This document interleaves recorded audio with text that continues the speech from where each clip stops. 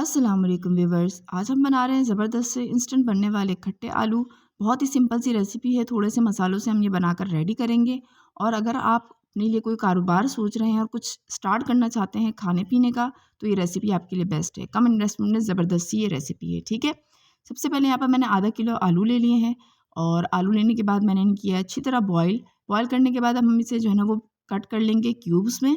अच्छा, क्यूब का जो शेप है वो मैं आपको बता दूँ कितना होना चाहिए। ना ही आप बहुत छोटे करेंगे, ना ही आप बहुत बड़े करेंगे, ठीक है। नॉर्मल साइज़ आप इन आलू को रखेंगे। और जो है ना वो आपने फिर इसकी रेसिपी बनानी है, ठीक है। ये इस तरीके से आपके जो है ना वो क्यूब में होने चाहिए, ठीक है। ये आलू जो है ना शाम के वक़्त ना खाए जाते हैं, ठीक है। तो अगर आप कुछ ऐसा कारोबार शुरू करना चाहते हैं ना जो कम इन्वेस्टमेंट में आपको ज़्यादा फ़ायदा दे, तो ये वाला जो कारोबार है ये बेस्ट है। ये बहुत ज़्यादा सेल होने वाली चीज़ है। इसके साथ आप जो है ना वो पापड़ आते हैं लंबे वाले, वो रख लें, तो ये आपके ना बहुत अच्छे सेल होंगे, ठीक है। उसके बाद यहाँ पर देखें मैंने इन्हें कट कर लिया है अच्छी तरह। पैन लिया है एक अच्छा, फ्लेम को मैंने यहाँ पर मीडियम टू लो रखा है। उसके अंदर 2 टेबलस्पून भरकर मैंने ऐड कर दिया ऑयल। ऑयल ऐड करने के बाद इसके अंदर 1 टीस्पून ऐड कर रही हूँ मैं राई दाना।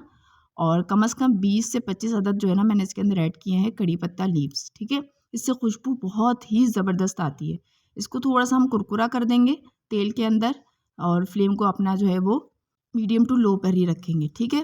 उसके बाद 1 टीस्पून ऐड कर रही हूँ मैं इसके अंदर लाल मिर्च पिसी हुई। हाफ़ टी स्पून ऐड की है हल्दी। और 1 टीस्पून ऐड की है मैंने इसके अंदर कश्मीरी लाल मिर्च। अच्छा, कश्मीरी लाल मिर्च एक तो कलर के लिए है, दूसरा इसका जो टेस्ट होता है ना वो बहुत ही मीठा सा होता है, ठीक है। उसके बाद मैंने ऐड किया है यहाँ पर 1 टीस्पून ज़ीरा पिसा हुआ। और 2 टीस्पून यहाँ पर मैंने ऐड किया है चाट मसाला, ठीक है। चाट मसाले टेस्ट जो है ना वो बहुत ही अच्छा होता है, तो चाट मसाला तो ज़रूर ही ऐड कर दीजिएगा। और अगर आपको ज़्यादा स्पाइसी चाहिए तो आप क्वांटिटी इसकी बढ़ा भी सकते हैं, ठीक है।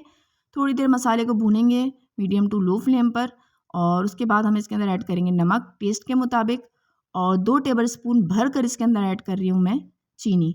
जो पाउडर शुगर है वो ऐड कर रही हूँ, आप वैसी नॉर्मल शुगर भी ऐड कर सकते हैं, ठीक है।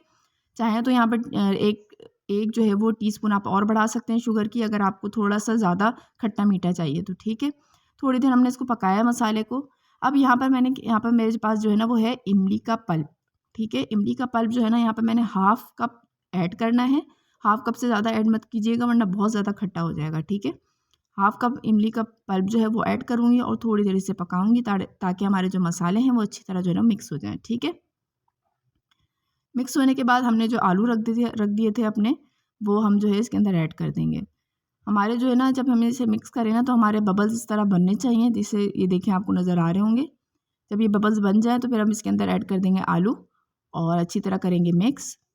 अच्छा, जब आप आलू बॉयल करें ना तो इस बात का ख़्याल रखना कि आपने जो है ना आलू बॉयल करते वक़्त थोड़ा-सा नमक ऐड करना है। इससे आपके आलू ना फीके नहीं लगते, ठीक है। बहुत ही अच्छा एक टेस्ट आ जाता है इसके अंदर। मिक्स करेंगे अच्छी तरीके से। और मिक्स करने के बाद हम इसे 10 मिनट के लिए जो है ना वो दम दे देंगे, दम वाले फ्लेम पर रख देंगे। और 10 मिनट बाद ना ये हमारे आलू ज़बरदस्त से बनकर रेडी हो जाएंगे, ठीक है। बहुत ज़्यादा कोई मसाले ऐड नहीं करने, सिंपल से मसाले ऐड करेंगे और ज़बरदस्त सा बनाकर रेडी कर लेंगे यहाँ पर। इसका जो टेस्ट है ना वो बहुत ही मीठा और खट्टा सा होता है। तो आप ये रेसिपी ज़रूर ट्राई कीजिएगा और अगर ट्राई करें तो मुझे अपना फ़ीडबैक ज़रूर दीजिएगा। और रेसिपी अच्छी लगी हो तो लाइक कर दीजिएगा, चैनल को कर दीजिएगा सब्सक्राइब।